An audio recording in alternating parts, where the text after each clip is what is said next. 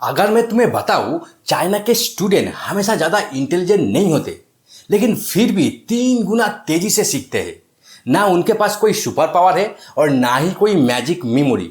बस एक ऐसा स्टडी सिस्टम है जो लर्निंग को चीट कोड में बदल देते हैं।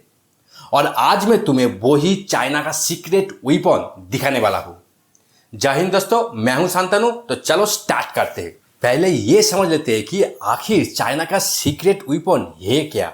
देखो, China secret weapon step 1, China का स्कूल्स और स्टूडेंट डेलिबरेटली प्रैक्टिस करते हैं, स्पेस रिवीजन करते हैं, चंकिंग करते हैं, सेल्फ एक्सप्लेनेशन करते हैं। रिजल्ट क्या होता है?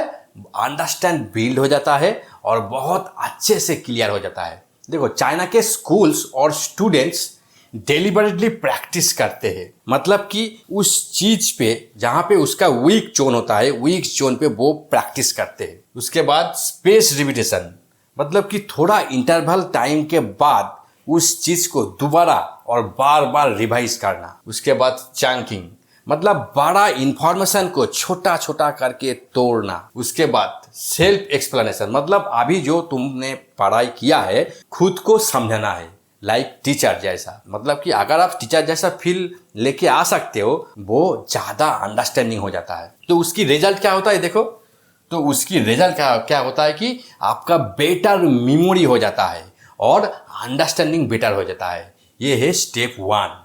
तो चलो अब देखते हैं स्टेप 2, जहाँ पे सबसे ज्यादा और यहीं पे पूरा का पूरा गेम चेंज हो जाता है। देखो क्या होता है कि स्टेप 2, देखो चाइना के एडटेक कंपनीज और स्कूल्स वो एआई बेस्ड पर्सनलाइज्ड ट्यूटर लेते हैं। जिससे क्या होता है, देखो एआई बेस्ड पर्सनलाइज्ड ट्यूटरिंग, मतलब कि एआई क्या करता है कि स्टूडेंट की लेवल पे गिर कर उसकी जैसे नीड है उसकी तरह उसको सॉल्यूशन देता है, गाइड करता है। ठीक है। और ये देखो उसके बाद क्या है, जेनरेटर जेनरेटर में क्या करता है कि एआई उस जो टॉपिक ने आपने पढ़ाई किया है उसी टॉपिक से एआई क्वेश्चन और प्रॉब्लम डेवलप करता है। ठीक है।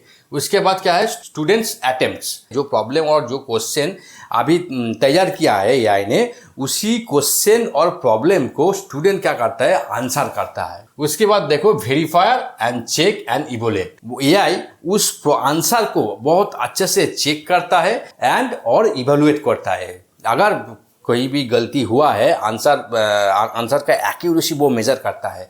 अगर गलती हुआ है उस क्वेश्चन का गाइडेंस भी दे देता है और इस आंसर को कैसे करना चाहिए वो भी आपके नीड के हिसाब से वो पर्सनलाइज सॉल्यूशन दे देते हैं। और देखो, और उसके बाद क्या है, इंस्टेंट फीडबैक, जो बहुत इंपॉर्टेंट है कि अगर इस पूरी आंसरिंग सिस्टम में जो मॉक टेस्ट और आंसरिंग दिया है ना, उस सिस्टम में क्या होता है, अगर कहीं भी गलती होता है या कहीं भी प्रॉब्लम हो जाती है और इसको इम्प्रूव करना जरूरी है, वो तुरंत फीडबैक दे देता है। बहुत ही फास्ट इस लूप जो होता है ना, जो लूप होता है, इस लूप बहुत ही फास्ट इंप्लीमेंट होता है। इससे क्या होता है, फीडबैक बहुत ही तेज हो जाता है। और क्या होता है, जो गलती है ना, जहाँ पे गलती है वो भी इम्प्रूव हो जाता है। मतलब कि आपका लर्निंग भी और ज़्यादा प्रोमिनेंट हो जाता है और लॉन्ग टर्म मेमोरी के अंदर चला जाता है।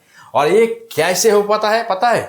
क्योंकि चाइना के अंदर क्या होता है कि एजुकेशन और टेक्नोलॉजी को वो नेशनल लेवल पर उसको स्केल किया हुआ है।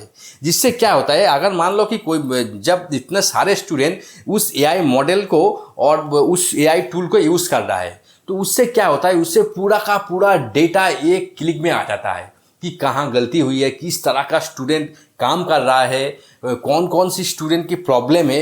अगर उस डेटा को एनालिसिस करके कोई नए स्टडी मेथड आ जाए या नए एआई टूल या नए सपोर्टिंग कोई टूल जो स्टडी को डेवलप करता है, कोई भी ऐसा टूल आ जाए, तुरंत लाखों स्टूडेंट तक भेज दिया जाता है।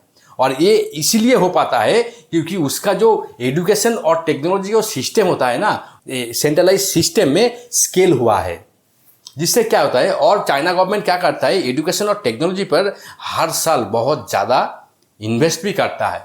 ठीक है। जिससे क्या होता है, उसका ये जो स्टडी करने का जो लूप्स है ना, बहुत तेज और फास्ट हो जाता है, जिससे बहुत जल्दी और सीख पाते हैं। ठीक है। जो तेज लर्निंग का जो चाइनीज का जो एक्चुअल सीक्रेट है वो सिर्फ किसी एक चीज नहीं है। पहला वाला जो स्मार्ट स्टडी मेथड है, मतलब कि AI based personalised feedback guide और लार्ज स्केल इंप्लीमेंटेशन, इस तीनों को मिलकर उसका सीक्रेट आ जाता है। तो चलो आप समझ लेते हैं कि 3 प्रैक्टिकल स्टेप्स की जो आप भी आपका स्टडी और लर्निंग स्पीड को बहुत ज्यादा इंप्रूव कर सकते हो। तो स्टेप नंबर 1 देखो, मेंटेन ए मिस्टेक नोटबुक। हर टेस्ट, हर एग्जाम और हर प्रैक्टिस सेशन के बाद आपका गलतियां एक नोटबुक पे लिखो। सिर्फ आंसर नहीं बल्कि ये भी लिखो कि गलतियां क्यों हुआ है, और वीकली उस नोटबुक को रिव्यू करो। इससे क्या होता है, आपका जो मिस्टेक लूप होता है वो कम हो जाता है और आपका कॉन्सेप्ट और ज्यादा स्ट्रांग हो जाता है, स्ट्रांग याद रहता है। ठीक है, चलो अब समझ लेते हैं स्टेप 2, स्पेस रिवीजन। अगर किसी एक चैप्टर को आप पढ़ाई कर लिया है तो सेम डे उसको रिवाइज करो। देखो, डे 0 सेम डे उसको रिवाइज करो, फिर डे 1 से डे 2 मतलब 2 दिन बाद फिर उसको रिवाइज करो, फिर 1 वीक बाद और फिर 1 मंथ बाद।